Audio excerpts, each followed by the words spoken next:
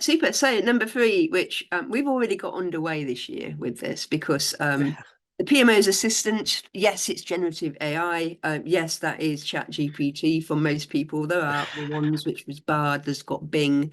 I feel like we're going to, PMI, there's a new PMI one. yeah, PMI one. I feel like, there's a lot of acronyms just there right away. um, but you A can whole new language. it's in terms of its growth, apparently its adoption is so quick in comparison to probably the last biggest adoption, which was smartphone adoption. It's going so much quicker than that.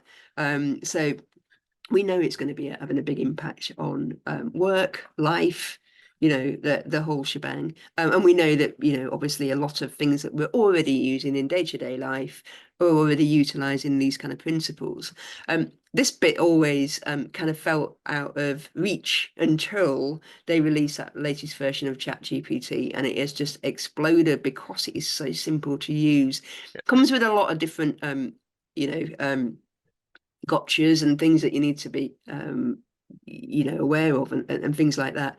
But it is the most easily accessible part of artificial intelligence today, and it's certainly the easiest thing to understand and get a quick grip on what it is that it can do. We had a session a few weeks ago, but looked at this particular bit, generative AI, and the different things you can be using it for within the PMO. So we have already done that session. You can check that out in the library. But again, this has driven us to we think it will be a big focus in 2024 Yeah. over all the other aspects of artificial intelligence. But these are some of the things that people, adopters have already started to use. And it is a great assistant. And It's, I think that's the big thing to me, isn't it? It's an assistant. yeah, It's your starter for 10. It's not a replacement.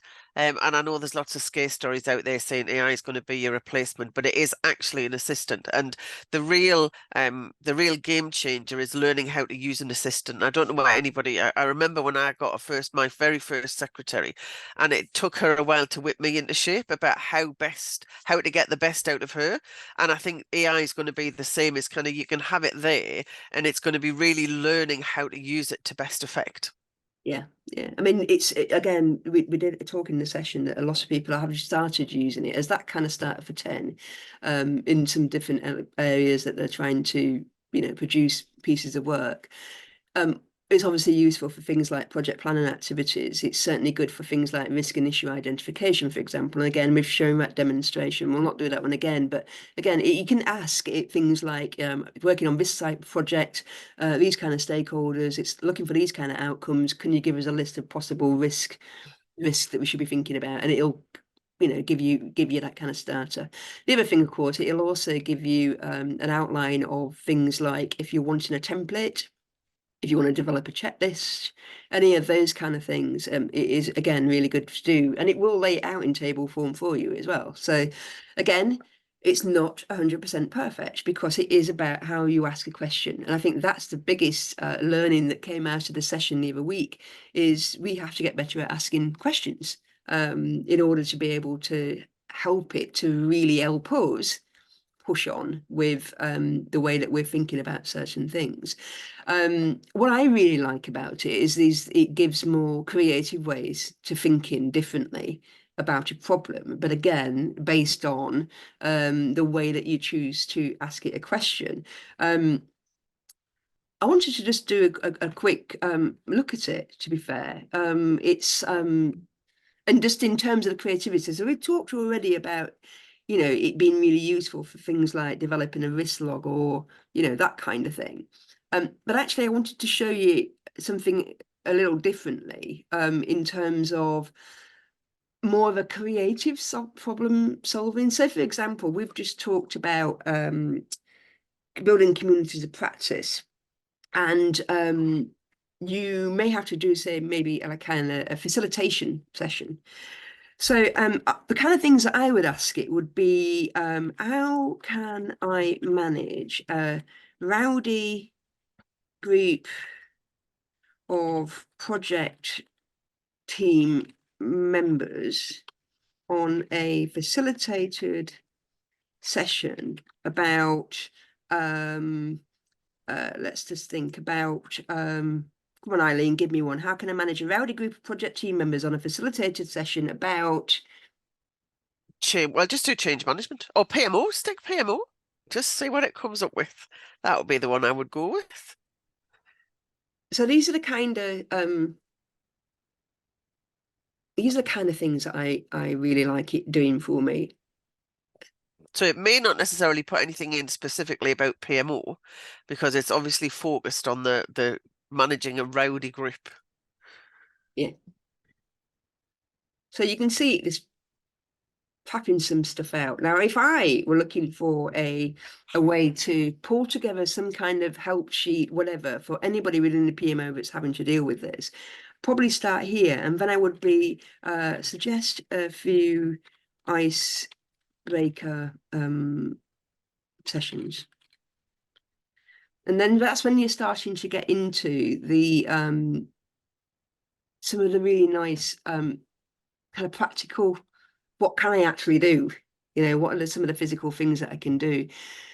Coming up with things like icebreakers, nightmare, especially again, comes back to this community of practice stuff. You're trying to come up with different ways to get people engaged and learning.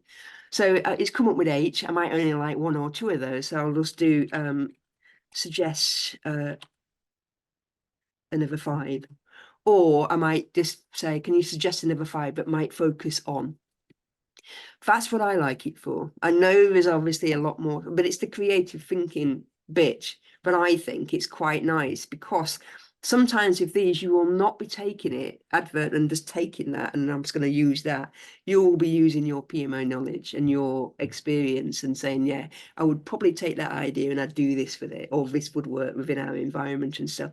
That's what I really like about it. And I really liked, and this always reminded me, going back to the PMO Learn session last year, we were talking about onboarding, and people were using ChatGPT within their sessions to say, yeah, what can we do for onboarding? And it's just really bog standard basic question, like what can the PMO be doing to help onboarding? The questions could be something like, what will onboarding in project delivery organizations look like in the year 2050? Now that would give you some really interesting insights that will again spark your thoughts in terms of where you might want to go with it. So, again, using it most days just to help with the kind of like, creative thinking process, really. How about you, Eileen? Are you using it every day? Not quite every day, every now and again. And I think what I've just kind of put in chat as well is that the challenge is if you're using it for facts or theory, you do need to validate it. Can you remember our Christmas quiz when we said, kind of what are the Really? reindeers? And it said one of them was called Dawn. I mean, so it's just quite interesting. Is great for doing the creative stuff like this. I think it's still not quite there to depend on for kind of theories or kind of practice or facts that you're looking for without some validation. And I think that's where it's quite interesting because we're going to see more and more stuff that's kind of a regeneration of rubbish. It's gonna And it's going to be quite difficult to kind of validate some of that. Yeah, well, ChatGPT will get better the more people that are using it. So Yeah. it keeps on learning and learning. I'll tell you one thing that really annoys me about it. It's obsessed with the word navigating. Oh, Yeah, was it? it is. Every time you put in like, I've been looking at like, help in terms of how you can write a really nice conference session and a title. It's obsessed with using the word navigate, Navigate. journey and stuff like that. And it's just like, get off that. It's like, so sometimes it gets a little bit stuck. But anyway. But we see, but and my favorite bit is still the pictures that you generate. I just think some of the AI generated pictures are just stunning. Yeah, absolutely. So it will see more of it. No doubt we'll have some more interesting tales along the way as well. As a reminder, if you're not a member of the House of PMO, we'd love to know why not. Is it just about the fact it's funding, but your organisation is not backing you, but you can't really see any benefit to you right now? Let us know. Just drop us a line. We're all ears. But please do consider your membership if you're not already. You get access to a lot of great things, and it helps us carry on doing some great work and hopefully moving us on to that profession and the PMO as a profession.